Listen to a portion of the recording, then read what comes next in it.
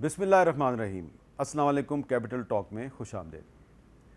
آپ ہمارے پروگرام میں سیاست پر بہت گفتگو سنتے ہیں، لیکن عام طور پہ وہ جو گفتگو ہوتی ہے وہ حالات حاضرہ پہ ہوتی ہے۔ آج بھی ہم حالات حاضرہ ہی پہ گفتگو کریں گے، لیکن ذرا مختلف انداز میں۔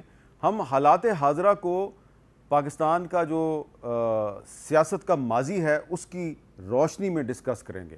آپ جانتے ہیں جب سے پاکستان بنا ہے یہاں پہ سیاسی سازشیں ہو رہی ہیں، یہاں پہ جمہوریت کے خلاف سازشیں ہو رہی ہیں، یہاں بار بار آئین معطل ہوتا ہے، یہاں بار بار مارشل لا لگایا جاتا ہے، سیاستدان ایک دوسرے کی ٹانگ کھینچنے میں مصروف ہیں۔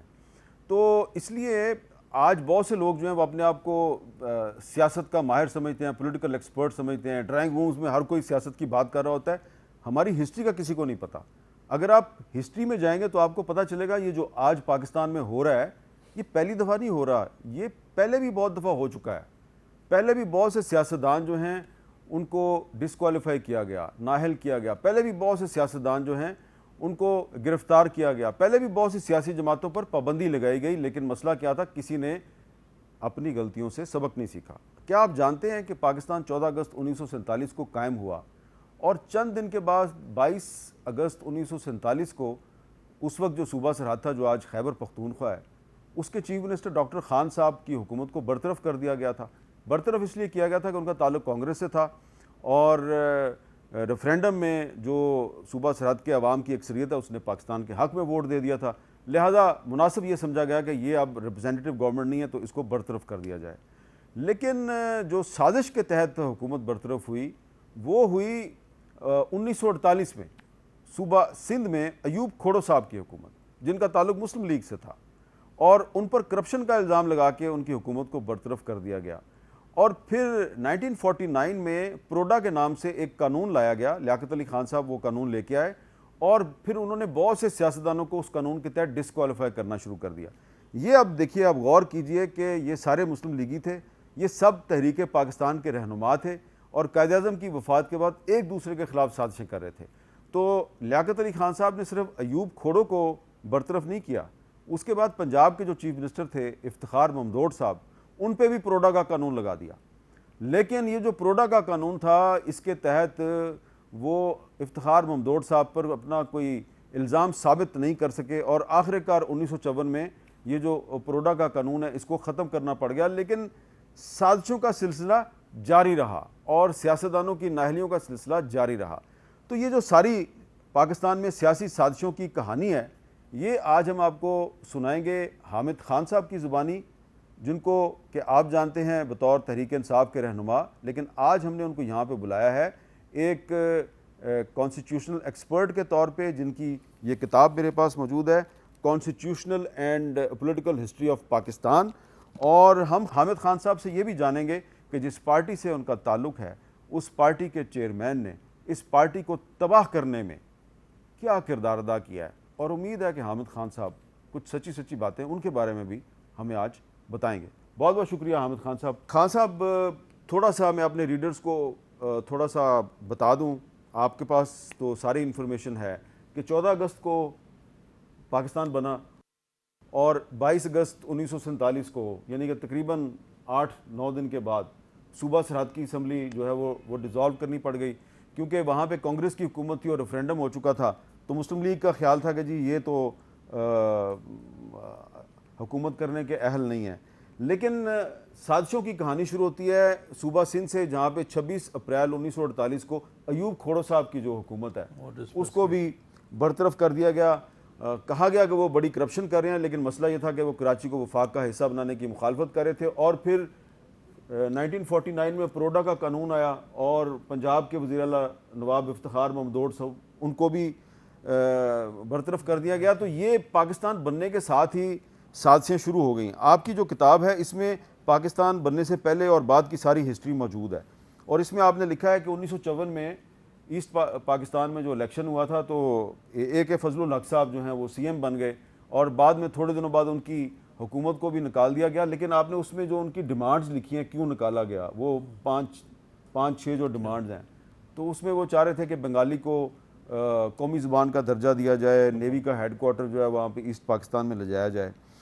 تو میں آپ سے پوچھنا چاہ رہا ہوں کہ ایسا لگتا ہے کہ جو صوبائی خود مختاری ہے یہ شروع سے ہی ایک ایسا مسئلہ رہا ہے جس کی وجہ سے پاکستان میں جو صوبوں اور مرکز کے درمیان کنفیڈریشن رہی ہے. لیکن سوال میرا آپ سے یہ ہے کہ پاکستان بننے کے بعد کئی سال تک الیکشن نہیں ہوا, اس کی کیا وجہ تھی؟ جی یہ اصل میں پاکستان کے پہلے سالوں میں ایک بہت بڑی بدقسمتی ہم کہیں گے کہ 11 سال پہلے میں الیکشن نہیں ہوا, اور جب الیکشن ہونے پہ آیا تھا 12ویں سال میں, یعنی فروری 1959 کے لیے پہلا الیکشن ہونا تھا 1956 کے آئین کے تحت. تو اس وقت جو تھی اسمبلی توڑ دی گئی اور مارشل لا نافذ کر دیا گیا اکتوبر 1958 میں.